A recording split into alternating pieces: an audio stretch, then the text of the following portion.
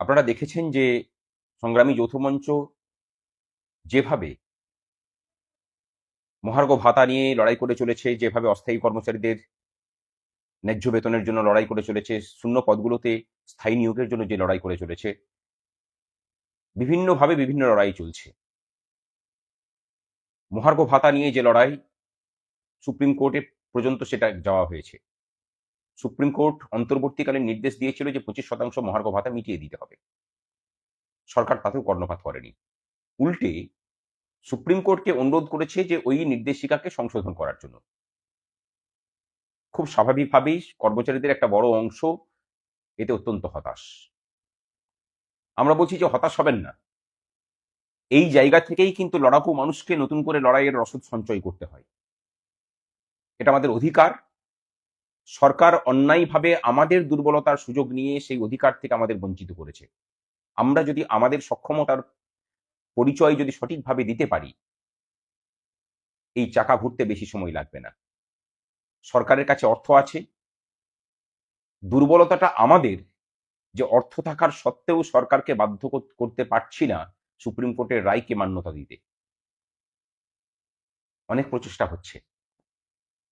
আবার একই রকম ভাবে আমরা চেষ্টা করছি পূর্বের মতো যৌথ আন্দোলন করে যাতে সরকারকে বাধ্য করা যায়। এই সরকারকে চাপে ফেলার জন্য আমার মনে হয় এই রাজ্যের সমস্ত সংগঠনের, শুধু কর্মচারী সংগঠনের কথা বলছি না, বিভিন্ন রাজনৈতিক সংগঠন, বিভিন্ন জাতিগত সংগঠন, বিভিন্ন রাজনীতি নিরপেক্ষ বিভিন্ন সামাজিক সংগঠন, তাদের নিজস্ব নিজস্ব দাবিতে যেদিনই কোনো আন্দোলন হোক না কেন, সেই একই দিনে আন্দোলন ডেকে এই সরকারকে আরো বেশি করে চেপে ধরার সময় এসে গেছে। পৃথক পৃথকভাবে আন্দোলন করে কোনো কিছু আদায় করা এই সরকারের কাছ থেকে সম্ভব নয়।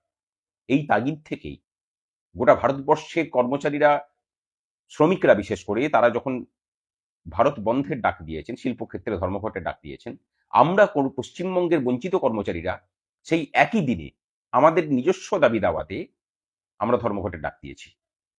অনেকে বলতে পারেন যে দুটো ধর্মঘট একদিনে করা হলো, নিশ্চয়ই রাজনৈতিক যোগ আছে। আমরা বলছি এর মধ্যে রাজনৈতিক কোনো যোগ নেই। এর মধ্যে যেটা আছে সেটা সম্পূর্ণরূপে একটা রণনীতি, যে একই দিনে সরকারকে চারিদিক থেকে চেপে ধরা। যৌথ মঞ্চ, তার মধ্যে কোঅর্ডিনেশন কমিটি সহ বিভিন্ন সংগঠন আছেন, এবং সংগ্রামী যৌথ মঞ্চ, তার সাথে আরো অন্যান্য সংগঠন, তারা এক জায়গায় এসেছেন। আগামী 9 তারিখ ধর্মঘট পালিত হবে। কর্মচারীদের মধ্যে সন্দেহ আছে যে ধর্মঘট হলে পরে যদি রিপার্কেশন হয় তার সামাল কে দেবে। সংগ্রামী যৌথ মঞ্চ সেই সামাল দেওয়ার জন্য আছে। 2011 সালের পর থেকে ধর্মঘট নিয়ে আমরা দেখেছি যে কর্মচারীদেরকে অন্যায়ভাবে ভয় দেখানো হতো যে তোমার ব্রেক ইন সার্ভিস করে দেব, যদিও সেটা করতে পারে না সরকার। 2023 সালের 10ই মার্চের ঐতিহাসিক ধর্মঘটের আগেও ব্রেক ইন সার্ভিস করার ভয় দেখানো হয়েছিল, কিন্তু সম্মিলিত প্রতিবাদে এবং প্রতিরোধে সরকারকে পিছু হটতে হয়। একজন কর্মচারী শিক্ষকেরও ব্রেক ইন সার্ভিস কিন্তু করতে পারেনি। উপরন্তু 10ই মার্চের ধর্মঘটের পরে 22শে এপ্রিল যখন আমরা নবান্নে গিয়ে বৈঠকে বসলাম, তখন আমরা যখন সরকারকে জিজ্ঞাসা করলাম, বিশেষ করে মুখ্য সচিব এবং অর্থ সচিবকে, যে কিভাবে কোন আইনের প্রেক্ষিতে আপনারা এই ব্রেক ইন সার্ভিস লিখেছেন, একজন কর্মচারীরও ব্রেক ইন সার্ভিস করে দেখান। তারা সাহস করতে পারেনি। তারপরে আমরা সেই নোটিফিকেশনকে চ্যালেঞ্জ করে স্যাটে মামলা করেছিলাম, স্টেট অ্যাডমিনিস্ট্রেটিভ ট্রাইব্যুনালে সেই মামলা চলছে। মামলা আমরা জিতব। তারপর থেকে কোনো ধর্মঘটে, অনেক ধর্মঘটে আবার নোটিশও বের করতে পারেনি। এবারে দেখলাম আজকে একটা নোটিফিকেশন দিয়ে পরে বলেছে যে আপনাদের ডাইজ নন হবে। সেটার মানে কি? মানে একদিনের বেতন কাটা যেতে পারে। দেখুন, আমরা যারা আমাদের নিজেদের অধিকারের দাবিতে লড়াই করছি এবং আমরা যারা এই সরকারের প্রাতিষ্ঠানিক দুর্নীতির বিরুদ্ধে লড়াই করছি, আমরা নীতি নৈতিকতাটাকে সাথে নিয়েই লড়াইটা করছি। আমরা একদিন যদি ধর্মঘট করি, একদিনের বেতনটাও আমরা নেব না, এই মানসিকতা নিয়েই আমরা ধর্মঘটে যাব। যে সরকার আপনাকে মাসে 15 দিনের বেতন দিয়ে বাকি 15 দিনের বেতন মেরে নেয়, তাকে মনে হয় একদিনের বেতন দিতে আমাদের খুব একটা অসুবিধা হবে না, যে যদি আমরা বাকি বেতনটাকে আদায় করতে পারি, আমাদের পূর্ণ বেতনটাকে যদি আদায় করতে পারি। এই অভিপ্রায়ই এই রাজ্যের কর্মচারীদের কাছে আহ্বান, যে ব্রেক ইন সার্ভিসের কোনো ভয় নেই। কোথাও কোনো সংবাদ মাধ্যমের কথাতেও পরিচিত হবেন না, ভয় খাবেন না। দায়িশ নন মানে একদিন আপনাকে শোকজ করতে পারে, শোকজের উত্তর সংগ্রামী যৌথ মঞ্চ রেডি করে দেবে, আপনারা উত্তর দেবেন। খুব বেশি হলে একটা দিনের বেতন কাটতে পারে। যদি মনে করেন যে না, একটা দিনের বেতন কাটাবো না, তাহলে তো বলার কিছু নেই।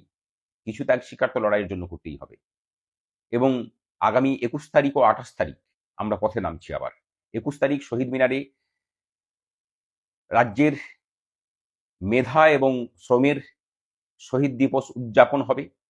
আর ২৮ তারিখে আমরা নবান্ন চলো কর্মসূচির ডাক দিয়েছি। সংগ্রামী যৌথ মঞ্চ এবং পশ্চিমবঙ্গ বঞ্চিত চাকরি প্রার্থী, চাকরিহারা এবং চাকরিজীবী ঐক্য মঞ্চের পক্ষ থেকে।